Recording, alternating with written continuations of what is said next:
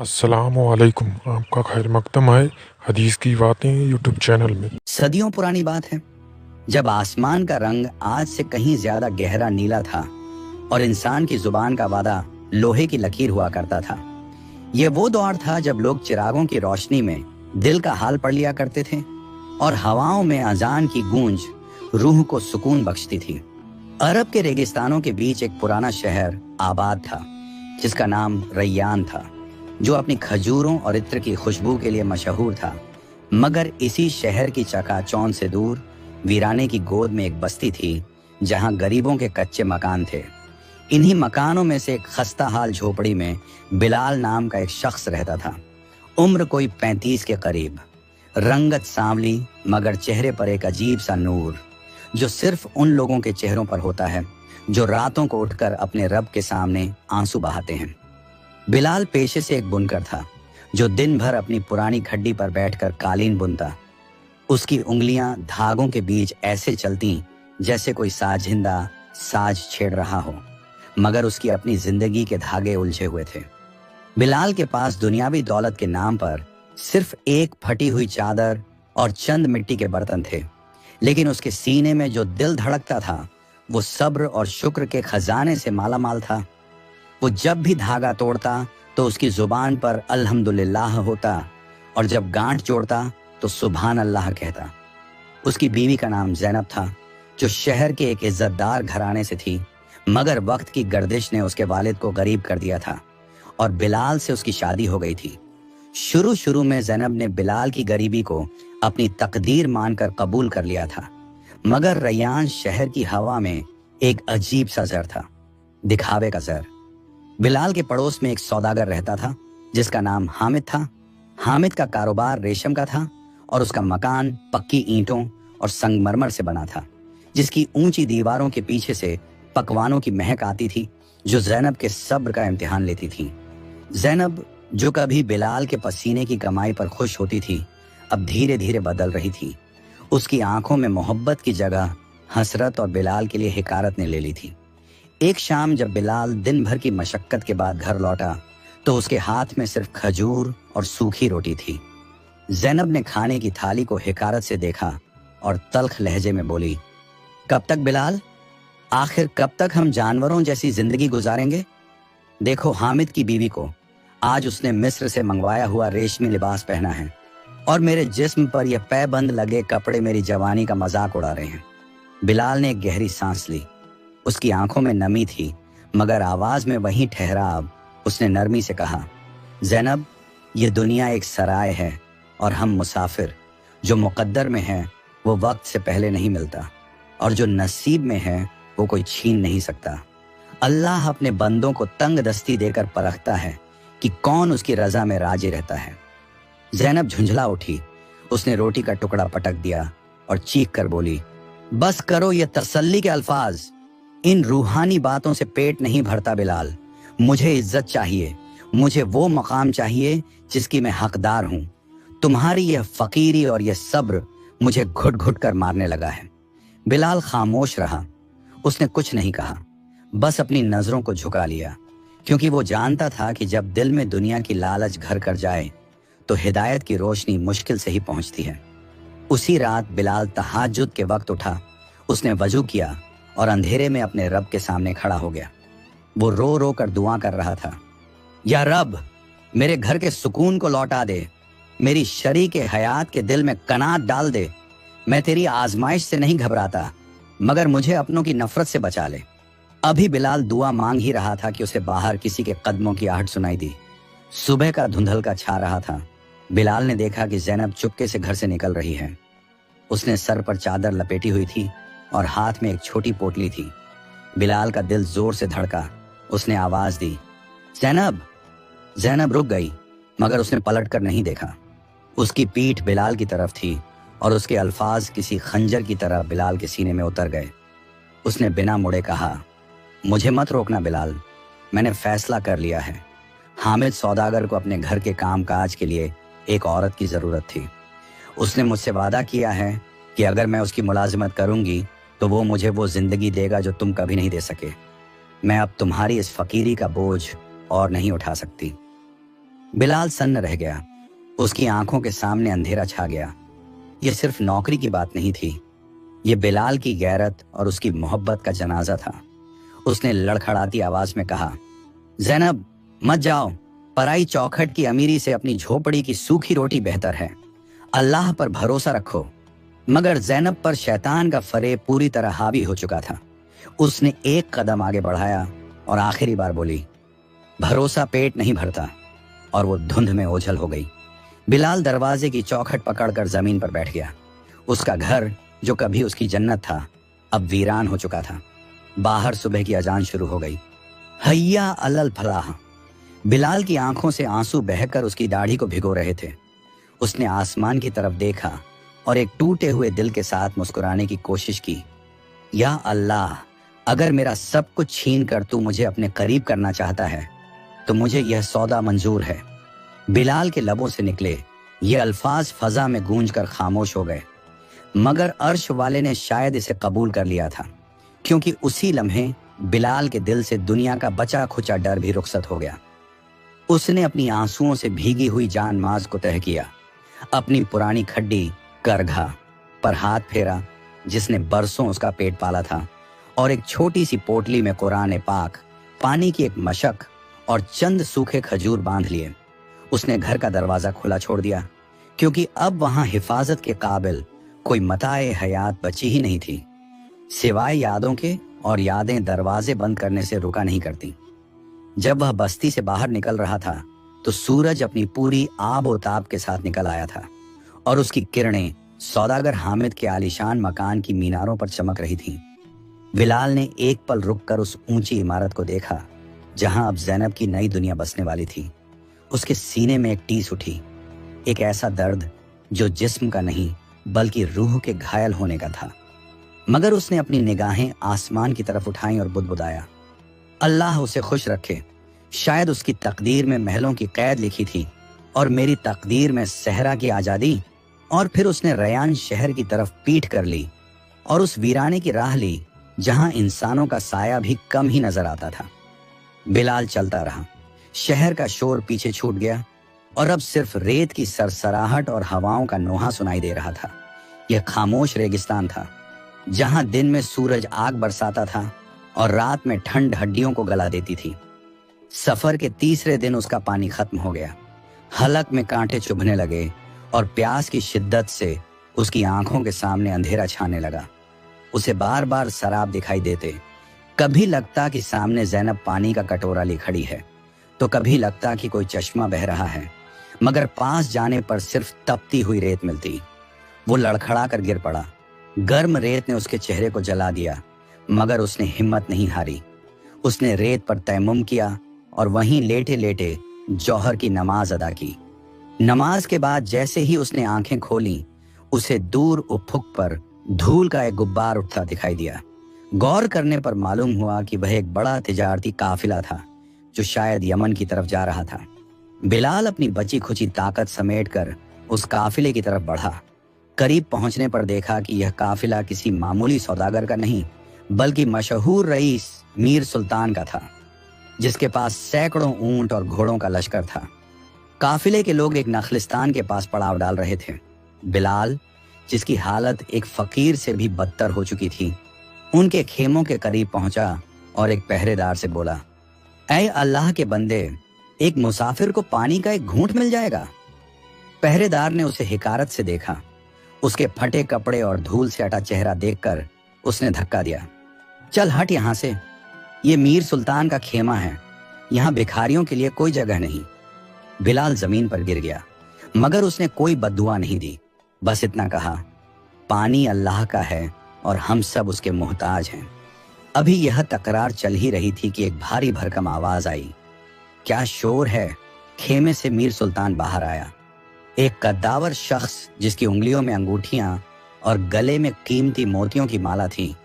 उसने बिलाल को देखा और अपनी शान बघारने के लिए नौकरों से कहा, इसे पानी दे दो, ताकि यह ना कहे कि सुल्तान के दर से कोई प्यासा गया, मगर ध्यान रहे यह हमारे सामान के करीब ना फटके। बिलाल ने पानी पिया, अल्लाह का शुक्र अदा किया और एक खजूर के पेड़ की छांव में बैठ गया। रात हुई तो काफिले में अचानक अफरा तफरी मच गई। मीर सुल्तान की दहाड़ सुनाई दी, गद्दारों, चोरों, मेरी खास हीरों की थैली गायब है जो मैंने अभी मसनद पर रखी थी। खेमे में मेरे और मेरे नौकरों के सिवा कोई नहीं आया था। उसने गुस्से में तलवार निकाल ली। शक की सुई फौरन बिलाल की तरफ घूमी, क्योंकि वही एक अजनबी था जो शाम को वहां आया था। पहरेदारों ने बिलाल को घेर लिया। जरूर इसी फकीर ने चुराई होगी। जब इसे पानी दिया जा रहा था तो इसकी नजरें हमारे माल पर थीं। मीर सुल्तान गुस्से में पागल हो रहा था। उसने हुक्म दिया, इसकी तलाशी लो और अगर माल ना मिले तो कोड़े मारकर उगलवाओ। बिलाल ने बहुत समझाया, अल्लाह की कसम, मैं चोर नहीं हूं, मैं तो बस अपनी प्यास बुझाने आया था। मगर दौलत के नशे में चूर सुल्तान ने एक ना सुनी। बिलाल के हाथ खजूर के तने से बांध दिए गए। उसके बदन पर कोड़े बरसाए जाने लगे। हर कोड़े पर उसके मुंह से सिर्फ या अल्लाह या रहमान निकलता। उसकी पीठ से खून रिसने लगा, मगर उसने चोरी का झूठा इकरार नहीं किया। दर्द की शिद्दत से बिलाल बेहोश होने ही वाला था कि तभी काफिले के एक बावर्ची की चीख सुनाई दी, हुजूर, रुक जाइए, मिल गई, थैली मिल गई। सब सन्न रह गए। बावर्ची ने कांपते हाथों से हीरों की थैली दिखाई और बोला, हुजूर, ये थैली आपके पालतू बाज ने गोश्त का टुकड़ा समझकर उठा ली थी और इसे पास वाले पेड़ की डाल पर ले जाकर छोड़ दिया था। अभी मैंने चांदनी में कुछ चमकता देखा तो मालूम हुआ। मीर सुल्तान के हाथ से कोड़ा छूटकर गिर गया। पूरा काफिला शर्मिंदगी के समुंदर में डूब गया। एक बेगुनाह नमाजी और मुसाफिर पर जुल्म करने का खौफ सबके चेहरों पर था। सुल्तान दौड़कर बिलाल के पास आया। एक उसने खुद अपने हाथों से रस्सियां खोली और रोते हुए बिलाल के कदमों में गिर गया। मुझे माफ कर दो मुसाफिर, मेरी दौलत ने मुझे अंधा कर दिया था, मैं गुनहगार हूं। बिलाल ने दर्द से कराहते हुए उसे उठाया। उसके चेहरे पर अब भी वही नूरानी चमक थी। उसने सुल्तान के आंसू पोंछे और मुस्कुराते हुए कहा, माफी मुझसे नहीं, उस रब्बुल आलमीन से मांगो मीर सुल्तान, जिसने आज तुम्हें यह सबक दिया कि लिबास की फकीरी का मतलब ईमान की गरीबी नहीं होता। मैंने तुम्हें माफ किया क्योंकि मैं नहीं चाहता कि कयामत के दिन मेरी वजह से तुम पर कोई सवाल उठे। यह सुनकर सुल्तान और भी शर्मिंदा हुआ। उसने सोने के सिक्कों से भरी एक थैली बिलाल की तरफ बढ़ाई। ये तुम्हारी तकलीफ का हर्जाना है, कबूल करो। बिलाल ने थैली को हाथ से पीछे कर दिया और कहा, मेरा सौदा मेरे रब से हो चुका है। अगर मैं तुमसे कीमत ले लूंगा तो मेरा सब्र बिक जाएगा। यह कहकर बिलाल ने अपना पुराना थैला उठाया और लंगड़ाते हुए अंधेरे सहरा की तरफ चल दिया। सुल्तान और उसका पूरा काफिला बुत बने उसे तब तक देखते रहे जब तक वह नजरों से ओझल नहीं हो गया। उस रात मीर सुल्तान ने अपनी रेशमी बिस्तर पर नहीं बल्कि जमीन पर सोकर रात गुजारी। बिलाल तो चला गया था, मगर वह सुल्तान के दिल में एक ऐसी रोशनी जला गया था जो हीरों की चमक से कहीं ज्यादा कीमती थी। मीर सुल्तान के काफिले से दूर होने के बाद बिलाल ने अपनी राह बदल ली। अब उसका सफर किसी इंसान की बस्ती की तरफ नहीं बल्कि एक ऐसे इलाके की तरफ था जिसके बारे में मुसाफिर सिर्फ डरावनी कहानियों में जिक्र करते थे। यह सफर हफ्तों तक चला। उसके पैरों के तलवे जख्मों से चूर हो गए थे और उसकी पुरानी चप्पलें कब की साथ छोड़ चुकी थीं। अब वो नंगे पैर उस जमीन पर चल रहा था जहां की मिट्टी भी काली थी और पत्थर भी स्याह। कई दिनों की मुसलसल मुसाफत के बाद उफुक पर धुएं के गहरे बादल नजर आए। यह स्याह कोट शहर था जिसे लोग धुएं की बस्ती भी कहते थे। यह शहर किसी आम शहर जैसा नहीं था। यहाँ न खजूरों के बाग थे, न पानी की नहरें। यहाँ सिर्फ बड़ी बड़ी भट्टियां थीं, लोहे के कारखाने थे और आसमान को छूती चिमनियां थीं जो दिन रात काला धुआं उगलती रहती थीं। शहर की दीवारों पर कालिक जमी थी और यहाँ के बाशिंदों के चेहरों पर एक अजीब सी बेरुखी और सख्ती थी। यहाँ की हवा में फूलों की नहीं बल्कि जलते हुए कोयले और पिघलते हुए लोहे की गंध थी। बिलाल जब शहर के भारी भरकम लोहे के दरवाजे से दाखिल हुआ तो उसे लगा जैसे उसने किसी कब्रिस्तान में कदम रख दिया हो, जहां लोग जिंदा तो थे मगर उनकी रूहें मर चुकी थीं। किसी ने इस अजनबी मुसाफिर की तरफ देखा तक नहीं। सब अपनी मशीनी जिंदगी में मगन थे। सूरज ढल रहा था मगर धुएं की वजह से आसमान पर लाली के बजाय एक मटमैला सा अंधेरा छाया हुआ था। बिलाल भूख और प्यास से निढाल था मगर उसने किसी के सामने हाथ नहीं फैलाया। वो एक ऐसी जगह की तलाश में था जहां वो अपनी मेहनत से रोटी का टुकड़ा कमा सके। चलते चलते वो शहर के सबसे आखिरी छोर पर पहुंचा, जहां एक बहुत पुरानी और विशाल लोहार की दुकान थी। दुकान के अंदर से हथौड़ों की ऐसी जोरदार आवाजें आ रही थीं जैसे कोई जंग लड़ी जा रही हो। बिलाल ने अंदर झांका। वहां एक भारी भरकम शख्स, जिसका जिस्म लोहे जैसा सख्त और चेहरा कोयले से काला था, पूरी ताकत से एक लाल सुर्ख लोहे के टुकड़े पर हथौड़ा बरसा रहा था। उसका नाम जब्बार था। जब्बार स्याह कोट का सबसे माहिर लेकिन सबसे बदमिजाज लोहार माना जाता था। उसकी आंखों में हमेशा खून उतरा रहता था और लोग कहते थे कि उसके सीने में दिल नहीं बल्कि पत्थर का एक टुकड़ा है। बिलाल ने अपनी सूखी हुई आवाज में सलाम किया, अस्सलाम वालेकुम। जब्बार का हथौड़ा हवा में रुक गया। उसने मुड़कर बिलाल को देखा।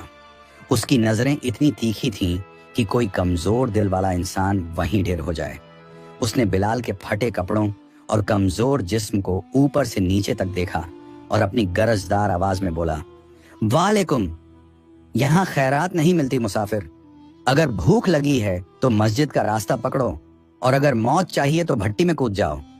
बिलाल ने नरमी से जवाब दिया, मैं खैरात लेने नहीं, काम मांगने आया हूं। मेरे बाजू भले ही कमजोर दिखते हों मगर मेरी नीयत मजबूत है।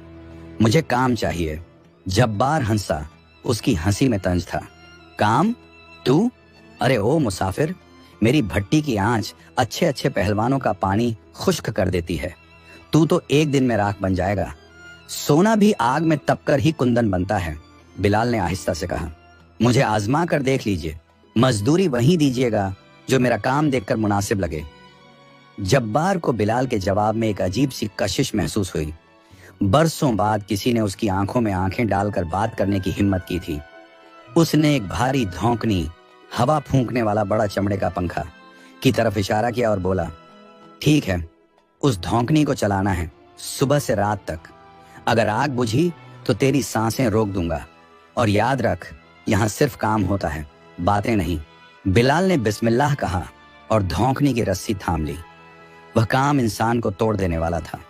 भट्टी की आग इतनी तेज थी कि पास खड़े होने पर खाल झुलसने लगती थी। धौंकनी इतनी भारी थी कि उसे खींचने के लिए पूरे जिस्म का जोर लगाना पड़ता था। लेकिन बिलाल, जो कल तक कालीन बुनने वाला एक नाजुक कलाकार था, अब अपनी रूहानी ताकत से उस लोहे के कारखाने में डटा हुआ था। दिन गुजरते गए। बिलाल का बदन पसीने में नहाया रहता। उसकी हथेलियों में छाले पड़ गए, फूट गए और फिर सख्त हो गए, मगर उसकी जुबान पर कभी शिकायत नहीं आई। जब्बार छुप छुप कर उसे देखता। वह हैरान था कि यह दुबला पतला शख्स, जो दिन में बमुश्किल एक सूखी रोटी खाता है, इतनी जानलेवा मेहनत कैसे कर लेता है। सबसे अजीब बात यह थी कि हथौड़ों के शोर और आग की लपटों के बीच भी बिलाल के चेहरे पर एक रूहानी सुकून रहता था। जब्बार ने कई बार देखा कि बिलाल धौंकनी चलाते वक्त होठों ही होठों में कुछ बुदबुदाता रहता है। वह अपने रब का जिक्र कर रहा होता था। एक रात जब शहर सो चुका था और कारखाने में खामोशी थी, बिलाल कारखाने के कोने में अपनी फटी चादर बिछाकर नमाज पढ़ रहा था। जब्बार अपनी चारपाई पर लेटा उसे देख रहा था। अचानक जब्बार बोला, ऐ मुसाफिर, तू किस मिट्टी का बना है? न तू थकता है, न तू जलता है और न तू मुझसे डरता है। आखिर तेरे इस सुकून का राज क्या है? बिलाल ने नमाज मुकम्मल की और मुड़कर मुस्कुराया। जब्बार भाई, सुकून आग से दूर भागने में नहीं, बल्कि आग के बीच रहकर भी अपने रब को याद रखने में है। जब दिल में यह यकीन हो कि यह आग भी उसी के हुक्म से जल रही है, तो फिर डर कैसा? जब्बार खामोश हो गया। उस रात उसे पहली बार लगा कि उसके कारखाने में लोहा पिघलने के अलावा भी कुछ पिघल रहा है, और वह था उसका अपना सख्त दिल। मगर कहानी में असली मोड़ अभी आना बाकी था। जब्बार की दुकान के पीछे एक तहखाना था, जिसका दरवाजा हमेशा एक भारी जंजीर और बड़े ताले से बंद रहता था। जब्बार ने बिलाल को सख्त हिदायत दी थी कि वह कभी उस दरवाजे के पास न जाए, मगर अक्सर रात के सन्नाटे में उस तहखाने से अजीबोगरीब आवाजें आती थीं। कभी किसी के रोने की, कभी जंजीरों के खनकने की और कभी दीवारों को खुरचने की। एक दिन जब्बार किसी काम से लोहे की खेप लेने खदानों की तरफ गया हुआ था। दोपहर का वक्त था और बिलाल अपना काम कर रहा था। तभी तहखाने से एक जोरदार चीख सुनाई दी, जैसे कोई बेइंतहा दर्द में हो। पानी, पानी! आवाज इतनी दर्दनाक थी कि बिलाल से रहा नहीं गया। जब्बार की मनाही अपनी जगह, मगर एक प्यासे की पुकार पर न जाना बिलाल के ईमान के खिलाफ था। उसने देखा कि ताले की चाबी जब्बार जल्दबाजी में अपनी गद्दी पर भूल गया था। बिलाल ने कांपते हाथों से चाबी उठाई और तहखाने की तरफ बढ़ा। दरवाजा भारी चरमराहट के साथ खुला। अंदर घुप अंधेरा और सीलन की बदबू थी। जब बिलाल की आंखें अंधेरे की आदी हुईं, तो उसने जो मंजर देखा उससे उसकी रूह कांप गई। तहखाने के कोने में जंजीरों से जकड़ा हुआ एक नौजवान लड़का जमीन पर पड़ा था। उसके बाल बेतरतीब बढ़े हुए थे, कपड़े तार तार थे और जिस्म पर अनगिनत जख्मों के निशान थे। ये कोई और नहीं, जब्बार का इकलौता बेटा कासिम था, जिसके बारे में शहर वाले समझते थे कि वह बरसों पहले मर चुका है। कासिम ने बिलाल को देखा तो सहम गया और दीवार से चिपक गया। मुझे मत मारो बाबा, मुझे मत मारो, मैंने सच बोला था, मैंने सिर्फ सच बोला था। वह पागलों की तरह बड़बड़ाने लगा। बिलाल की आंखों में आंसू आ गए। वह धीरे से आगे बढ़ा, अपने मशकीजे से पानी का प्याला भरा और कासिम के होंठों से लगा दिया। कासिम ने एक ही सांस में पानी पिया और फिर बिलाल को हैरत से देखने लगा। तुम बाबा के साथ नहीं हो? नहीं मेरे भाई, मैं बस एक मुसाफिर हूं। बिलाल ने उसके जख्मों को अपनी चादर के टुकड़े से साफ करते हुए पूछा। तुम्हारे साथ ये सलूक, और वह भी तुम्हारे अपने बाप ने? कासिम की आंखों में एक अजीब सी चमक थी, पागलपन की नहीं बल्कि एक गहरे राज की। उसने बिलाल का हाथ पकड़कर फुसफुसाते हुए कहा, बाबा बुरे नहीं हैं, बाबा डरे हुए हैं। उन्हें लगता है कि मेरी जुबान इस शहर को जला देगी। मुसाफिर, इस शहर के हाकिम शाह इस जुल्मत ने हुक्म दिया है कि जो भी उम्मीद या रोशनी की बात करेगा उसे कत्ल कर दिया जाएगा। और मुझे ख्वाब आते हैं मुसाफिर, मुझे एक ऐसे सवेरे के ख्वाब आते हैं जहां ये धुएं के बादल छंट जाएंगे। बिलाल समझ गया, यह लड़का पागल नहीं था, बल्कि यह एक ऐसा बागी था जिसने अंधेरों की बस्ती में रोशनी की बात करने की जरूरत की थी। और जब्बार वह जालिम बाप नहीं, बल्कि एक मजबूर बाप था जिसने अपने बेटे को जालिम बादशाह की तलवार से बचाने के लिए दुनिया की नजरों में उसे मुर्दा और खुद की नजरों में पागल घोषित करके इस तहखाने में कैद कर रखा था। अभी बिलाल इस हकीकत को समझ ही रहा था कि अचानक पीछे से दरवाजा जोर से खुला। वहां जब्बार खड़ा था। उसका विशाल जिस्म गुस्से से कांप रहा था। हाथ में एक लोहे की तपती हुई छड़ थी और आंखों में वहशीपन। तूने मेरी अमानत में खयानत की मुसाफिर! जब्बार दहाड़ा। उसकी आवाज से तहखाना गूंज उठा। मैंने कहा था इस दरवाजे को मत खोलना, अब तुझे इसकी कीमत चुकानी होगी। जब्बार पूरी ताकत से बिलाल की तरफ लपका। कासिम चीखा, नहीं बाबा, ये नेक इंसान है। मगर जब्बार का गुस्सा 7वें आसमान पर था। उसे डर था कि बिलाल उसका राज शहर में खोल देगा और बादशाह के सिपाही उसके बेटे को ले जाएंगे। बिलाल अपनी जगह से नहीं हिला। उसने न तो बचाव की कोशिश की और न ही भागा। उसने बस अपनी पुरसुकून निगाहों से जब्बार को देखा और धीमी मगर मजबूत आवाज में कहा, जब्बार, औलाद को मौत से बचाने के लिए उसे जिंदा दफन कर देना, क्या यह उस रब पर भरोसा न करने की सजा नहीं है जो अंधेरे में भी कीड़े को रिस्क पहुंचाता है? जब्बार का हाथ हवा में ही रुक गया। तपती हुई छड़ उसके हाथ में कांपने लगी। ये अल्फाज सीधे उसके उस जख्म पर लगे जो वह बरसों से छुपाए बैठा था। माहौल में एक जानलेवा सन्नाटा छा गया।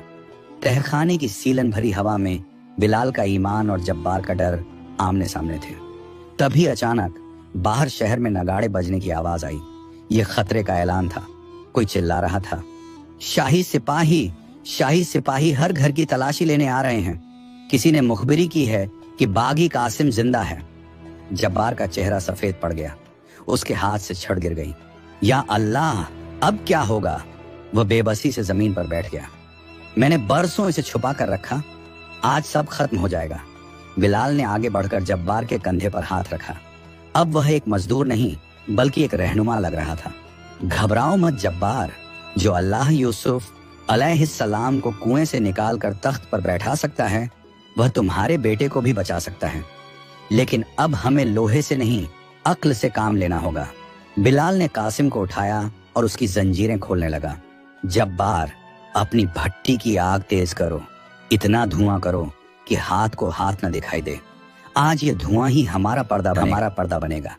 बिलाल की आवाज में एक ऐसा यकीन था जिसने जब्बार के कांपते हुए हाथों में जान डाल दी। उसने फौरन भट्टी में गीला भूसा और कच्चा कोयला झोंक दिया और पूरी ताकत से धौंकनी चलाने लगा। देखते ही देखते वह कारखाना, जो पहले ही अंधेरे में था, अब एक घने और दम घोंटू काले धुएं के समंदर में डूब गया। बिलाल ने इसी धुएं की आड़ में कासिम को उठाया और लोहे के कबाड़ के पीछे रखे एक बड़े और खाली पानी के हौज में उतार दिया, जिसके ऊपर उसने लोहे की पुरानी जंजीरें और बेकार चादरें डाल दी ताकि किसी को शक न हो। अभी कासिम ने अपनी सांसें रोकी ही थीं कि लोहे का भारी दरवाजा एक जोरदार धमाके के साथ खुला और शाही सिपाहियों का दस्ता अंदर दाखिल हुआ।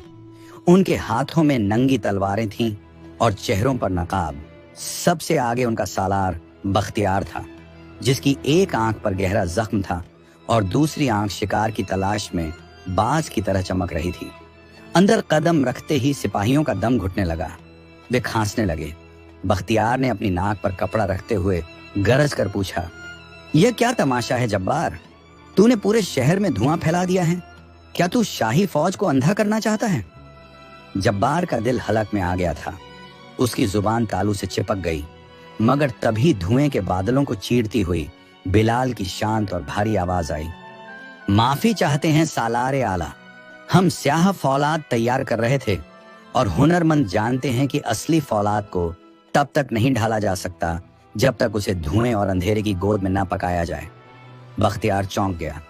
उसने धुएं में से उभरते हुए बिलाल के चेहरे को देखा, जो पसीने और कालिक से सना था, मगर उसकी आंखों में खौफ का नामो निशान नहीं था। बख्तियार धीरे धीरे आगे बढ़ा। उसकी तलवार की नोक बिलाल के सीने से बस 1 इंच दूर थी। उसने शक भरी निगाहों से पूछा, तू कौन है? जब्बार तो अकेला काम करता है और तेरी जुबान बता रही है कि तू इस बदनसीब बस्ती का नहीं है। बिलाल ने नजरें झुकाए बिना जवाब दिया, मैं एक मुसाफिर हूं। रिस्क की तलाश मुझे यहां ले आई और लोहे की फितरत समझना मेरा काम है। बख्तियार ने एक हुंकार भरी और अपने सिपाहियों को इशारा किया, तलाशी लो, चप्पा चप्पा छान मारो। मुझे खबर मिली है कि वो पागल बागी यहीं कहीं छुपा है। सिपाहियों ने तोड़फोड़ शुरू कर दी। उन्होंने लोहे के संदूक पलट दिए, बोरियों में भाले घुसाकर देखे। जब्बार की सांसें अटकी हुई थीं। वह जानता था कि अगर एक भी सिपाही उस पानी के हौज के पास गया तो सब खत्म हो जाएगा। एक सिपाही उस हौज के करीब पहुंचा। उसने अपनी तलवार की नोक से हौज के ऊपर पड़ी चादर को हटाना चाहा। कासिम अंदर अपनी धड़कनों को काबू करने की कोशिश कर रहा था। मौत महज एक सांस की दूरी पर खड़ी थी। एन उसी वक्त बिलाल ने जानबूझकर अपने हाथ से एक भारी हथौड़ा लोहे की एक बड़ी प्लेट पर गिरा दिया। ठन की एक कान फोड़ देने वाली आवाज गूंजी, जिसने सबका ध्यान अपनी तरफ खींच लिया। सिपाही चौंक कर पीछे हटा। बख्तियार गुस्से में बिलाल की तरफ लपका, बदतमीज, तूने यह जानबूझकर किया? बिलाल ने माफी मांगते हुए कहा, हाथ फिसल गया हुजूर, पसीने की वजह से पकड़ कमजोर हो गई थी। बख्तियार ने गुस्से में चारों तरफ देखा। धुएं की वजह से कुछ साफ दिखाई नहीं दे रहा था और सिपाहियों का दम घुट रहा था। उसने झल्लाकर कहा, यहाँ कोई नहीं है। लगता है मुखबिर ने गलत खबर दी थी। यह जब्बार तो खुद अपनी ही आग में जल रहा है। ये क्या किसी को पनाह देगा? जाते जाते बख्तियार ने जब्बार को चेतावनी दी, अगर मुझे पता चला कि तूने शाही हुक्म के खिलाफ किसी चूहे को भी पनाह दी है तो इस भट्टी में लोहे की जगह तुझे पिघला दूंगा। और वो अपने दस्ते के साथ बाहर निकल गया। जैसे ही दरवाजा बंद हुआ, जब्बार जमीन पर गिर पड़ा। उसका पूरा शरीर पसीने से तरबतर था। उसने कांपते हुए कहा, या खुदा, यह कोई चमत्कार था। मुझे लगा था आज मेरा आखिरी दिन है। बिलाल ने जल्दी से हौज से कासिम को निकाला। कासिम का चेहरा धुएं से काला हो चुका था, मगर वह जिंदा था। बिलाल ने संजीदगी से कहा, जब्बार भाई, अभी शुक्र अदा करने का वक्त है, मगर जश्न मनाने का नहीं। बख्तियार खाली हाथ गया है, मगर उसका शक खत्म नहीं हुआ। वो जरूर पहरा बिठाकर गया होगा। हम अब ज्यादा देर यहाँ नहीं रह सकते। सुबह होने से पहले हमें इस अंधेरों की बस्ती से निकलना होगा। कासिम ने कमजोर आवाज में कहा, लेकिन शहर के चारों दरवाजे बंद हैं और दीवारों पर पहरा है। हम कैसे निकलेंगे? बिलाल ने कासिम की आंखों में देखा और एक अजीब से यकीन के साथ बोला, जब जमीन के रास्ते बंद हो जाते हैं तो अल्लाह कोई ऐसा रास्ता खोल देता है जो गुमान में भी नहीं होता। क्या इस कारखाने में कोई पुराना रास्ता, कोई नाली या कोई सुरंग नहीं है जो शहर के बाहर जाती हो? जब्बार ने कुछ सोचा और फिर उसकी आंखों में चमक आई। हाँ, एक रास्ता है। गंदे पानी का निकास जो बरसों पहले बंद कर दिया गया था, वह सीधे शहर की फसील के नीचे से होकर जंगल में निकलता है। मगर वह रास्ता बहुत खतरनाक है। वहां जहरीले कीड़े और बदबूदार कीचड़ है और सुना है कि वो सुरंग अब कमजोर हो चुकी है, कभी भी गिर सकती है। बिलाल ने अपनी पोटली उठाई और कहा, जहरीले कीड़ों से बचा जा सकता है मगर जालिम बादशाह के जहर से नहीं। यही हमारा रास्ता है। चलो, अल्लाह का नाम लो। तीनों ने सुरंग के मुहाने से पत्थर हटाए। एक बदबूदार और घुप अंधेरा रास्ता उनके सामने मुंह खोले खड़ा था। यह आजादी का रास्ता था या मौत का, कोई नहीं जानता था। मगर बिलाल के तवक्कुल ने उन्हें उस अंधेरे में कदम रखने की हिम्मत दी और इस तरह एक मुसाफिर, एक लोहार और एक बाकी शहजादा स्याह कोट की जमीन के नीचे एक नए और खौफनाक सफर पर निकल पड़े। यह सफर जमीन के सीने में नहीं बल्कि शहर की आंतों में था। सुरंग का मुहाना जैसे किसी भूखे दरिंदे का खुला हुआ मुंह था जो सदियों की बदबू और खामोशी को अपने अंदर समेटे हुए था। जैसे ही उन्होंने उस संकरे और फिसलन भरे रास्ते में कदम रखा, एक भयंकर सड़ांध ने उनका इस्तकबाल किया। हवा इतनी भारी और जहरीली थी कि सांस लेना भी किसी अजाब से कम न था। यह गंदे पानी का निकास था जिसे लोग भूल चुके थे, मगर यहाँ की दीवारें आज भी उस गंदगी की गवाही दे रही थीं जो शहर के लोगों के जिस्मों से नहीं बल्कि उनकी रूहों से निकली थी। बिलाल सबसे आगे था। उसके हाथ में एक मशाल थी जिसे उसने पुराने कपड़ों और तेल में भिगोकर बनाया था, मगर यहाँ की ऑक्सीजन इतनी कम थी कि आग की लपट भी दम तोड़ रही थी और बार बार टिमटिमाती थी।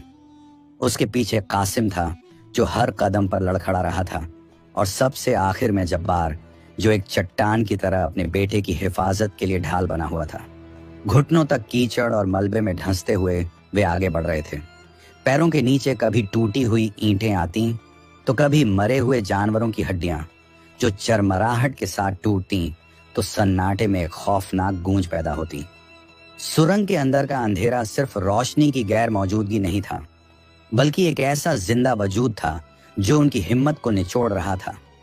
थोड़ी दूर चलने के बाद कासिम की सांसें फूलने लगीं। जब्बार तुरंत आगे लपका और अपने बेटे को सहारा दिया। उसकी आंखों में आंसू थे जो अंधेरे में किसी को दिखाई नहीं दिए। उसने भारी आवाज में कहा, हिम्मत मत हार मेरे शेर। मैंने तुझे लोहे की जंजीरों में इसलिए नहीं जकड़ा था कि तू इस कीचड़ में मर जाए। तूने तो शहर को रोशन करने का ख्वाब देखा था। क्या तेरा ख्वाब इतना कमजोर है? बिलाल रुका। उसने अपनी टिमटिमाती मशाल को ऊपर उठाया जिससे उनके चेहरों पर पीली रोशनी पड़ी।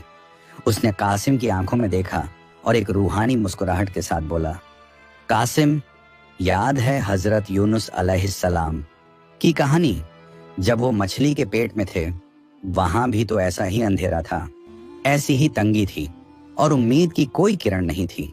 मगर उन्होंने अंधेरे को अपनी कब्र नहीं समझा बल्कि उसे सजदे की जगह बना लिया। उन्होंने अपने रब को पुकारा था और फिर क्या हुआ? उसी अंधेरे से उनकी रिहाई का रास्ता निकला। यह सुरंग कोई कब्र नहीं, यह मछली का पेट है। बस सब्र करो, किनारा आने ही वाला है। बिलाल की बातों ने जैसे मुर्दा जिस्मों में जान फूंक दी। जब्बार ने कासिम को अपनी मजबूत पीठ पर लाद लिया। एक पिता जिसने कभी अपने बेटे को दुनिया के डर से छुपाया था, आज उसे दुनिया से लड़ने के लिए अपनी पीठ पर उठाए हुए था। वे फिर चल पड़े, लेकिन इम्तिहान अभी खत्म नहीं हुआ था। अचानक सुरंग की छत से धूल और छोटे पत्थर गिरने लगे। ऊपर जमीन पर शायद शाही घोड़ों के गुजरने की वजह से कंपन हो रहा था। बिलाल ने चिल्लाकर कहा, तेज चलो, छत कमजोर है, यह गिरने वाली है। अभी वे कुछ कदम ही आगे बढ़े थे कि एक जोरदार गड़गड़ाहट हुई और उनके ठीक पीछे सुरंग का एक बड़ा हिस्सा भरभरा कर गिर गया। रास्ता बंद हो चुका था। अब पीछे मुड़ने की कोई गुंजाइश नहीं थी, सिर्फ आगे जाने का रास्ता था, और वह भी कब धंस जाए कोई नहीं जानता था। तभी एक और मुसीबत आ खड़ी हुई। सुरंग के एक निचले हिस्से में पानी भरा हुआ था। यह बारिश का पानी नहीं, बल्कि शहर की नालियों का सड़ा हुआ पानी था, जो कमर तक गहरा था। उसमें अजीब और गरीब किस्म के बड़े बड़े चूहे और जहरीले कीड़े तैर रहे थे। पानी इतना ठंडा था कि हड्डियों में सिहरन दौड़ जाए। कासिम, जो जब्बार की पीठ पर था, खौफ से कांपने लगा जब उसने देखा कि पानी की सतह पर सैकड़ों चमकती हुई छोटी छोटी आंखें उन्हें घूर रही हैं। बिलाल ने अपनी लाठी से पानी को पीटते हुए उन जीवों को दूर भगाया और कहा, डरो मत, ये अपनी जान बचा रहे हैं, हम अपनी। अल्लाह की मखलूक तब तक नुकसान नहीं पहुंचाती जब तक अल्लाह का हुक्म न हो। उन्होंने पानी में उतरने का फैसला किया। हर कदम पर कीचड़ उन्हें नीचे खींचता, जैसे पाताल की शक्तियां उन्हें रोकना चाहती हों। जब्बार का दम फूल रहा था। कासिम का वजन और कीचड़ की पकड़ उसकी ताकत को तोड़ रही थी, मगर वह रुका नहीं। वह हर कदम पर या अल्लाह कहता और आगे बढ़ता। घंटों के सफर के बाद जब उन्हें लगा कि अब उनकी ताकत जवाब दे चुकी है और यह अंधेरा कभी खत्म नहीं होगा, तभी बिलाल को हवा के रुख में तब्दीली महसूस हुई। सड़ांत की जगह अब गीली मिट्टी और जंगली घास की भीनी भीनी खुशबू आ रही थी। हवा! बिलाल चिल्लाया, ताजी हवा! हम पहुंच गए। सामने दूर एक छोटा सा नुक्ता नजर आया जो मध्यम चांदनी की रोशनी थी। वे पागलों की तरह उस रोशनी की तरफ लपके। जब वे सुरंग के मुहाने से बाहर निकले तो वे कीचड़ और गंदगी में सने हुए थे, मगर उनके फेफड़ों में जो हवा गई वह आजादी की हवा थी। वे एक घने और वीरान जंगल के बीच निकले थे, जहां बड़े बड़े दरख्त आसमान को छू रहे थे और चांद अपनी पूरी आबोताब के साथ चमक रहा था। तीनों वहीं घास पर गिर पड़े। जब्बार ने कासिम को जमीन पर लिटाया और पागलों की तरह उसके चेहरे को चूमने लगा। तू जिंदा है मेरे बच्चे, तू जिंदा है। बाप बेटे के मिलन का यह मंजर देखकर बिलाल की आंखें भी नम हो गईं। उसने आसमान की तरफ हाथ उठाए और सजदे में गिर गया। उस कीचड़ भरी जमीन पर ही उसने अपने रब का शुक्र अदा किया। कुछ देर सुस्ताने के बाद वे पास ही बहने वाले एक झरने के पास गए। उन्होंने अपने जिस्म से वह गंदगी और बदबू धोई जो स्याह कोट की निशानी थी। जब बिलाल ने वजू किया और अपना चेहरा धोया तो पानी की शीतलता ने उसकी थकान को काफी हद तक कम कर दिया। लेकिन अब एक नया सवाल उनके सामने था, जाएं तो जाएं कहां? कासिम ने, जो अब थोड़ा बेहतर महसूस कर रहा था, जंगल की गहराई में इशारा करते हुए कहा, बिलाल भाई, बाबा, मैंने किताबों में पढ़ा था कि इस जंगल के उस पार वादी ए नूर का रास्ता है, जहां पुराने जमाने के दरवेश रहते थे। मगर लोग कहते हैं कि इस जंगल में छल के साए बसते हैं। जो भी इसमें दाखिल होता है वह अपनी याददाश्त खो देता है या रास्ता भटक कर हमेशा के लिए यहीं कैद हो जाता है। जब्बार ने अपनी कुल्हाड़ी, जो वह कारखाने से साथ लाया था, उसे कसकर पकड़ा और बोला, हम मौत के मुंह से निकल आए हैं कासिम, अब सायों से क्या डरना। जब तक मेरे बाजुओं में दम है तुझे कोई आंच नहीं आने दूंगा। लेकिन बिलाल खामोश था। वह जंगल की फिजा को महसूस कर रहा था। वहां एक अजीब सी खामोशी थी, ऐसी खामोशी जो तूफान से पहले होती है। उसने संजीदगी से कहा, कासिम सही कह रहा है, ये जंगल मामूली नहीं है। यहाँ के दरख्त भी ऐसे लग रहे हैं जैसे आपस में बातें कर रहे हों। हमें बहुत एहतियात से चलना होगा। यहाँ दुश्मन तलवार लेकर नहीं बल्कि वहम बनकर आएगा। उन्होंने सफर शुरू किया। जंगल इतना घना था कि चांदनी भी मुश्किल से जमीन तक पहुंच पा रही थी। झाड़ियों के कांटे उनके कपड़ों को फाड़ रहे थे। चलते चलते उन्हें महसूस होने लगा कि कोई उनका पीछा कर रहा है। कभी सूखे पत्तों के टूटने की आवाज आती तो कभी हवा में सरसराहट होती। जब बार बार पीछे मुड़कर देखता मगर वहां कोई नहीं होता। अचानक कासिम रुका और एक पेड़ की तरफ इशारा करते हुए चीखा, बाबा देखो। उन्होंने देखा कि एक विशाल बरगद के पेड़ पर कुछ अजीबोगरीब निशान बने हुए थे। लाल रंग के पंजे के निशान जो ताजा खून से लगाए गए लगते थे, और पेड़ के नीचे इंसानी खोपड़ियों का एक ढेर लगा हुआ था। यह मंजर दिल दहला देने वाला था। बिलाल ने उन निशानों को गौर से देखा और उसका माथा ठनका। यह कबीला एक गुमशुदा की सरहद है, बिलाल ने धीमी आवाज में कहा। मैंने सुना था कि जो लोग स्याहकोट के जुल्म से भागते थे और पकड़े नहीं जाते थे, वे इस जंगल में आकर वहशी बन गए। उन्होंने अपनी इंसानियत छोड़ दी और अब वे हर अजनबी को अपना दुश्मन मानते हैं। अभी बिलाल बात पूरी कर ही रहा था कि जंगल के चारों तरफ से अजीब सी सीटियों की आवाजें आने लगी। ये पक्षियों की आवाज नहीं थी, बल्कि इंसानों द्वारा एक दूसरे को इशारा करने की आवाज थी। देखते ही देखते झाड़ियों से दर्जनों साए निकले। उनके जिस्मों पर जानवरों की खालें थीं, चेहरे रंगों से रंगे हुए थे और हाथों में पत्थर और हड्डियों के बने हथियार थे।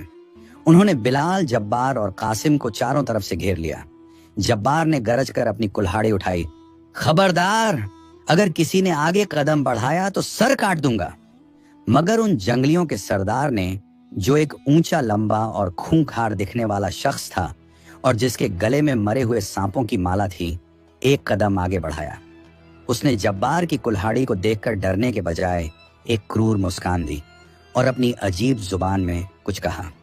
फिर उसने टूटी फूटी जुबान में, जो शायद बरसों पहले वो भूल चुका था, भारी आवाज में बोला, स्याहकोट का लोहा और शाही खून की बू, तुम हमारे शिकार नहीं, तुम हमारी कुर्बानी हो।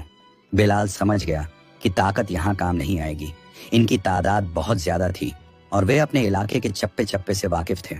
बिलाल ने जब्बार का हाथ नीचे करवाया और आगे बढ़कर निहत्थे होकर उस सरदार की आंखों में देखते हुए कहा, हम दुश्मन नहीं हैं, हम भी उसी जालिम के सताए हुए हैं जिससे नफरत की आग तुम्हारे सीने में जल रही है। हम स्याह कोट से लोहा या शाही खून नहीं लाए, हम वहां से उम्मीद बचाकर लाए हैं। सरदार ने बिलाल को घूरा, फिर कासिम की तरफ देखा जो जख्मी और कमजोर था। उसने एक पल सोचा, फिर अचानक उसने एक ऐसा हुक्म दिया जिसने उनके पैरों तले जमीन खिसका दी। उसने अपने आदमियों से कहा, इन्हें बांध लो। आज रात खामोश झील के किनारे फैसला होगा कि ये उम्मीद है या जासूस। अगर जासूस निकले तो मगरमच्छों का पेट भरेंगे और अगर सच में मजलूम है तो इन्हें उस पार जाने की इजाजत मिलेगी जहां से कोई वापस नहीं आता। उन्हें रस्सियों से जकड़ दिया गया। जब्बार गुस्से से उबल रहा था, मगर कासिम की खातिर मजबूर था। बिलाल अब भी शांत था, उसका तवक्कुल अब भी डगमगाया नहीं था। उन्हें जंगल के और गहरे हिस्से में ले जाया गया, जहां एक झील थी जिसका पानी स्याह काला था और जिसमें कोई लहर नहीं उठती थी। लेकिन बिलाल यह नहीं जानता था कि इस कबीले और इस झील के उस पार एक ऐसी हकीकत उनका इंतजार कर रही थी जो उसकी पूरी जिंदगी के फलसफे को हिलाकर रख देगी। वहां उन्हें एक ऐसे शख्स से मिलना था जिसके बारे में दुनिया समझती थी कि वह सिर्फ एक मिथक है, एक ऐसा बूढ़ा हकीम जिसके पास वक्त को पढ़ने का इल्म था, मगर जिसकी कीमत बहुत भारी थी। सफर और भी पेचीदा हो गया था। स्याहकोट का अंधेरा तो पीछे छूट गया था, मगर जंगल का यह रहस्यमयी अंधेरा उससे कहीं ज्यादा गहरा और पुराना था।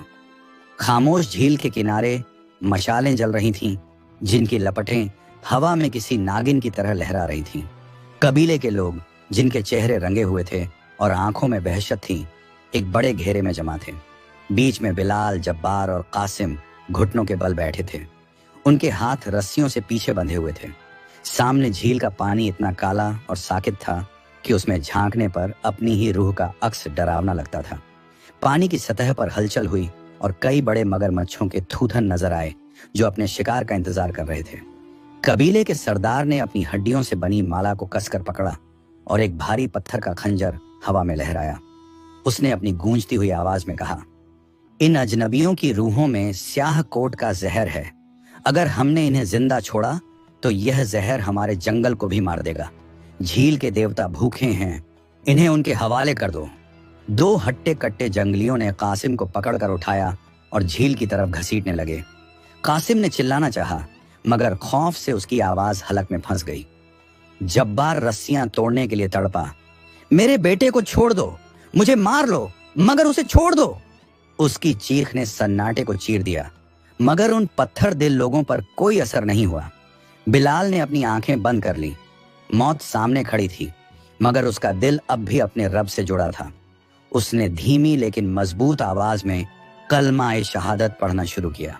ठीक उसी वक्त जब कासिम को पानी में धकेला जाने वाला था, जंगल के सबसे घने हिस्से से एक आवाज आई। एक ऐसी आवाज जो किसी बिजली की कड़क जैसी नहीं, बल्कि पुरानी चट्टानों की रगड़ जैसी भारी और रोबदार थी। ठहरो! सब के सब बुत बनकर रह गए। सरदार का हाथ हवा में रुक गया। झील के किनारे घने पेड़ों की ओट से एक बुजुर्ग बाहर निकला। उसकी कमर झुकी हुई थी, दाढ़ी जमीन को छू रही थी और आंखों पर एक पट्टी बंधी थी। वह अंधा था, मगर वह बिना सहारे के ऐसे चल रहा था जैसे जंगल का जर्रा जर्रा उसे रास्ता दे रहा हो। ये वही पीरे दानिश थे जिसके बारे में दुनिया समझती थी कि वह सिर्फ एक किस्सा है। सरदार ने फौरन सर झुका लिया। बागा बुजुर्ग, ये अजनबी जासूस हैं। बुजुर्ग ने हाथ उठाया और सरदार खामोश हो गया। वह सीधा बिलाल के पास आया। उसने अपनी बिना रोशनी वाली आंखों को बिलाल के चेहरे की तरफ किया और गहरी सांस ली। फिर उसने कांपती हुई आवाज में कहा, मुझे यहाँ बारूद या लोहे की बदबू नहीं आ रही सरदार, मुझे यहाँ से इत्र यूसुफी आ रही है। ये वो खुशबू है जो सिर्फ तब पैदा होती है जब कोई बंदा कुएं के अंधेरे में भी अपने रब का दामन नहीं छोड़ता। बुजुर्ग ने इशारा किया और रस्सियां खोल दी गईं। उसने बिलाल के कंधे पर हाथ रखा और कहा, ए मुसाफिर, तू यहाँ रास्ता भटक कर नहीं आया, तुझे वक्त यहाँ खींच कर लाया है। ये कबीला जालिम नहीं है, ये वो लोग हैं जिन्हें स्याह कोट के बादशाहों ने इतना सताया कि ये अपनी इंसानियत भूलकर जानवर बन गए। इन्हें यकीन दिला कि दुनिया में अब भी रहम बाकी है। बिलाल खड़ा हुआ। उसके जिस्म में दर्द था मगर रूह में एक नई ताकत। उसने देखा कि सैकड़ों जंगली मशालें लिए उसे देख रहे हैं। उनकी आंखों में सवाल थे। बिलाल ने कोई जादुई करतब नहीं दिखाया। उसने बस इतना किया कि रात के उस सन्नाटे में जंगल के बीचों बीच अपनी रूहानी आवाज में अजान देनी शुरू की। अल्लाहु अकबर, अल्लाहु अकबर। उसकी आवाज हवाओं पर सवार होकर जंगल के कोने कोने में फैल गई। वह आवाज जो कभी रैयान शहर की छोटी मस्जिद में गूंजती थी, आज वीराने में गूंज रही थी। जैसे जैसे बिलाल के अल्फाज फिजा में घुलते गए, एक अजीब सा मौजज़ा हुआ। वो जंगली जो अभी एक दूसरे का खून बहाने को तैयार थे, उनके हाथों से हथियार छूटकर गिरने लगे। उनकी आंखों से जो सदियों से सूखी थीं, आंसू बहने लगे। अजान के अल्फाज उनकी सख्त रूहों पर हथौड़ों की तरह नहीं बल्कि मरहम की तरह लग रहे थे। उन्हें समझ नहीं आ रहा था कि यह क्या है, मगर उन्हें सुकून मिल रहा था, वो सुकून जो उन्होंने पीढ़ियों से महसूस नहीं किया था। अजान खत्म होते होते पूरा कबीला घुटनों के बल बैठा रो रहा था। सरदार ने आगे बढ़कर बिलाल के हाथ चूम लिए और कहा, हमें माफ कर दो ए नूर वाले मुसाफिर, हमने तुम्हें अंधेरे का हिस्सा समझा था, मगर तुम तो वो सवेरा हो जिसका हमें इंतजार था। पीर दानिश मुस्कुराए। उन्होंने कासिम को पास बुलाया, उसके माथे पर हाथ रखा और एक पेशीन गोई की। ए नौजवान, तेरे माथे पर बादशाहत की लकीरें नहीं बल्कि न्याय का नूर है। तू यहाँ से जाएगा मगर वापस आएगा तलवार से नहीं, हिकमत से। तू स्याह कोट का लोहा पिघलाकर उसे जंजीर नहीं बल्कि ढाल बनाएगा। फिर बुजुर्ग ने उन्हें वादी ए नूर का रास्ता बताया। वह रास्ता झील के उस पार पहाड़ों के बीच एक खुफिया दर्रे से होकर जाता था। तीनों मुसाफिरों ने कबीले से विदा ली। जब्बार, जो अब तक सिर्फ अपनी ताकत पर भरोसा करता था, अब समझ चुका था कि असली ताकत जिस्म में नहीं, ईमान में होती है। उन्होंने झील पार की, पहाड़ों को लांघा और जब सूरज की पहली किरण फूटी तो उनके सामने एक ऐसा मंजर था जिसने उनकी सारी थकान मिटा दी। सामने वादी ए नूर थी। ये कोई जादुई परियों का देश नहीं था बल्कि एक सादा और खूबसूरत बस्ती थी। वहां के खेत हरे भरे थे, लोग अपने कामों में मग्न थे और हर चेहरे पर मुस्कुराहट थी। यहाँ कोई ऊंचे महल नहीं थे मगर हर घर का दरवाजा खुला था। हवा में फूलों की खुशबू और कुरान की तिलावत की आवाजें घुली हुई थीं। यह जगह उस जन्नत की परछाई थी जो जमीन पर उतर आई थी। बिलाल, जब्बार और कासिम का इस्तकबाल ऐसे किया गया जैसे वे बिछड़े हुए भाई हों। उन्हें रहने के लिए घर, पहनने के लिए साफ कपड़े और काम करने के लिए इज्जत की जगह मिली। सालों गुजर गए, मौसम बदलते रहे। कासिम ने वादी नूर के मदरसों में तालीम हासिल की। उसने सीखा कि हुकूमत खौफ से नहीं, इंसाफ से की जाती है। जैसा कि बुजुर्ग ने कहा था, 10 साल बाद कासिम वापस स्याहकोट गया। इस बार वह बाकी नहीं बल्कि एक रहनुमा बनकर गया। स्याहकोट की जनता जो जुल्म से तंग आ चुकी थी, उसके साथ हो गई। बिना खून की एक बूंद बहाए जालिम बादशाह का तख्त पलट गया। कासिम ने लोहे की भट्टियों की जगह स्कूल और बागान बनवाए। स्याहकोट अब दारुल अमन बन गया था। जब्बार बूढ़ा हो चुका था मगर उसके बाजू अब भी लोहे जैसे थे। उसने वादी ए नूर में रहकर गरीबों के लिए घर बनाए और खेती के औजार बनाए। उसका सख्त दिल अब मोम हो चुका था। वह अक्सर शाम को बैठकर बच्चों को बिलाल की कहानियां सुनाता था। और बिलाल ने वादी ए नूर की एक छोटी सी मस्जिद में अपनी बाकी जिंदगी गुजार दी। उसने फिर कभी शादी नहीं की, न ही कभी दौलत जमा की। वह दिन भर लोगों के कपड़े सिलता और रात भर अपने रब की इबादत करता। एक दिन रैयान शहर से एक थका हारा सौदागर वादी नूर आया। वह बिलाल से मिला और बातों बातों में बताया, रैयान शहर अब पहले जैसा नहीं रहा। वहां एक बड़ा सूखा पड़ा था। वो जो हामिद सौदागर था, उसका कारोबार तबाह हो गया। सुना है उसकी बीवी, जिसका नाम जैनब था, अब बहुत बुरी हालत में है। हामिद के मरने के बाद उसके सौतेले बच्चों ने उसे घर से निकाल दिया। अब वह दर दर की ठोकरें खाती है और अक्सर रोते हुए कहती हैं कि मैंने हीरे को ठुकरा कर कांच के टुकड़े जमा किए थे, आज मेरे हाथ लहू लुहान हैं। यह सुनकर बिलाल की आंखों में आंसू आ गए। उसने सौदागर को अपनी जमा पूंजी दी, कुछ चांदी के सिक्के, और कहा, यह उस औरत तक पहुंचा देना और कहना कि बिलाल ने तुम्हें माफ किया, अल्लाह तुम्हें सब्र दे। उसने जैनब से मिलने की कोशिश नहीं की, क्योंकि वह जानता था कि कुछ कहानियां अधूरी ही खूबसूरत होती हैं और उनका मिलना अब दुनिया में नहीं बल्कि आखिरत में मुमकिन होगा। और फिर बिलाल, वह अपनी जान माज पर सजदे की हालत में था जब उसकी रूह इस दुनिया से परवाज कर गई। कासिम अपनी बादशाह छोड़कर उसके जनाजे में शामिल होने आया। उसे वादी के सबसे ऊंचे टीले 3 पर दफनाया गया। उसकी कब्र पर कोई संगमरमर का पत्थर नहीं लगाया गया, बस एक लकड़ी की तख्ती थी जिस पर लिखा था, यहां वो बादशाह सो रहा है जिसके पास दुनिया का कोई तख्त नहीं था, मगर जिसका दिल सब्र और शुक्र की सल्तनत का मालिक था। कहानी का सबक बिलाल की जिंदगी सिखाती है कि जब इंसान अल्लाह पर पूरा भरोसा कर लेता है तो रेगिस्तान भी नखलिस्तान बन जाते हैं और आग भी ठंडी हो जाती है। मुसीबतें इंसान को तोड़ने नहीं बल्कि उसका मुकाम ऊंचा करने आती हैं। अगर आपको यह रूहानी और जज्बाती सफर पसंद आया हो और बिलाल की कहानी ने आपके दिल को छू लिया हो तो प्लीज इस वीडियो को लाइक करें और अपने दोस्तों व परिवार के साथ शेयर जरूर करें। ऐसी ही इबरत अंगेज और दिल को रोशन करने वाली सच्ची कहानियों के लिए हमारे चैनल को अभी सब्सक्राइब करें और घंटी का बटन दबाएं ताकि हर नई कहानी सबसे पहले आप तक पहुंचे। कमेंट में सुभान अल्लाह या अपनी राय जरूर लिखें। अल्लाह हम सबको बिलाल जैसा सब्र और ईमान नसीब फरमाए। आमीन।